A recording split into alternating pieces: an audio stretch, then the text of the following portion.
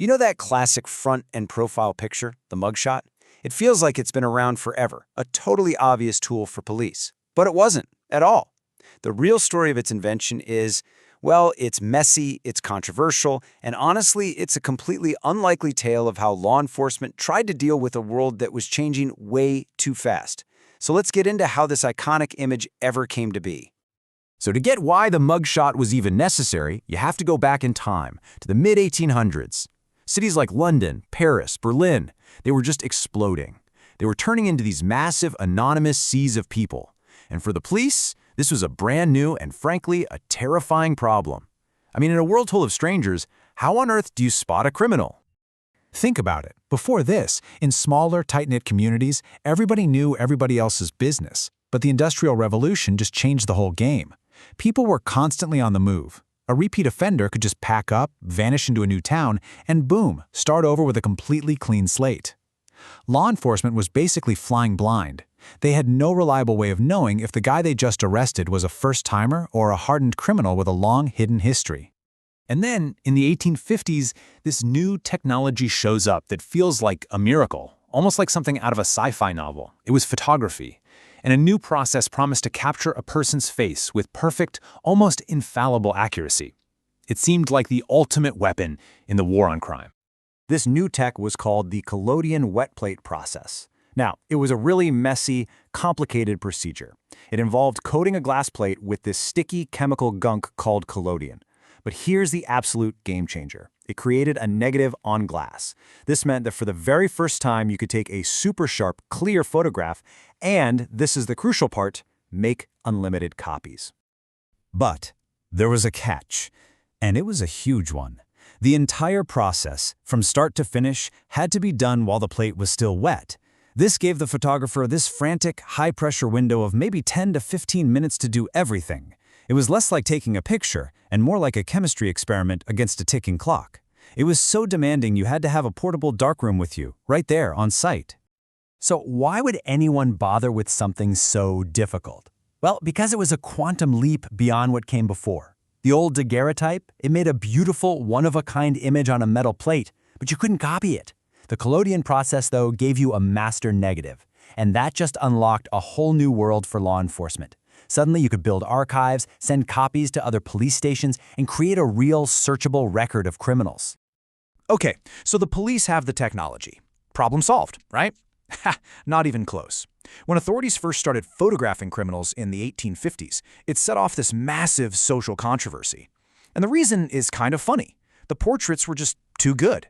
They made criminals look, well, they made them look like respectable gentlemen. For example, take one of the very first experiments over in Switzerland. The authorities started photographing vagrants to keep track of them. But the photographer treated them just like any other paying customer. He'd pose them in respectable ways, and in some cases, even dress them up in new clothes. The result? You literally could not tell the difference between a portrait of a criminal and a portrait of a well-to-do farmer. And this quote from a British journal at the time just perfectly captures the anxiety people felt. See, back then, having your portrait taken was a status symbol. It was a middle-class thing.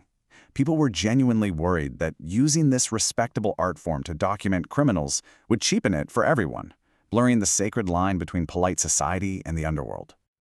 The backlash was real and it was fierce. People argued it degraded a practice meant for the respectable, that it visually confused good citizens with criminals. Some lawyers even argued it was an illegal extra punishment, an aggravation of the penalty, that no court had ordered. The whole idea just made people deeply, deeply uncomfortable. But despite all that controversy, police departments just pushed forward. By the 1870s, they were systematically collecting photos, creating these things they called rogues galleries. But in solving one problem, they created a brand new one, a data nightmare of absolutely epic proportions. They were drowning in faces. The whole practice just exploded. What started as these little isolated experiments quickly became official policy in major cities all over Europe. But as the photo collections grew from hundreds to thousands to tens of thousands, they became almost completely useless.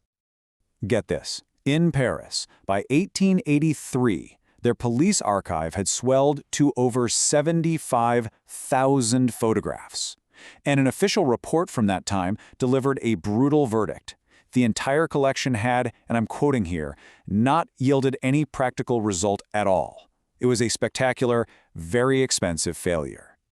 I mean, imagine a giant library with tens of thousands of books, but no card catalog, no system, no way to find anything. That's exactly what these rogues galleries were. Sure, the photos were maybe filed by the type of crime, but if you had a suspect standing right in front of you, how could you possibly find their picture in a sea of thousands of faces? It was an impossible, overwhelming task. So law enforcement was completely stuck. They had this technology that was causing social outrage and producing a useless, unmanageable mountain of data. The whole project was on the verge of total collapse. And then, a humble clerk at the Paris Police Department, a guy named Alphonse Bertillon, came along. And, with a stroke of sheer genius, he solved both problems at the same time. Bertillon's first brilliant idea was a system of body measurements he called anthropometry. He realized that by taking 11 very specific measurements, things that can't be altered, like the length of your head or your middle finger, he could create a unique, almost mathematical code for every single person. This finally gave him a scientific way to index and organize those chaotic files. But his second innovation? That was the real game changer. He completely reinvented the police photograph itself. He argued it shouldn't look like a nice, respectable portrait. No, it should be a scientific tool. So out went the artistic poses and the flattering light. In came a cold, objective, standardized record. He's the one who created the iconic front and profile pose, transforming the photograph from a social statement into a piece of scientific data.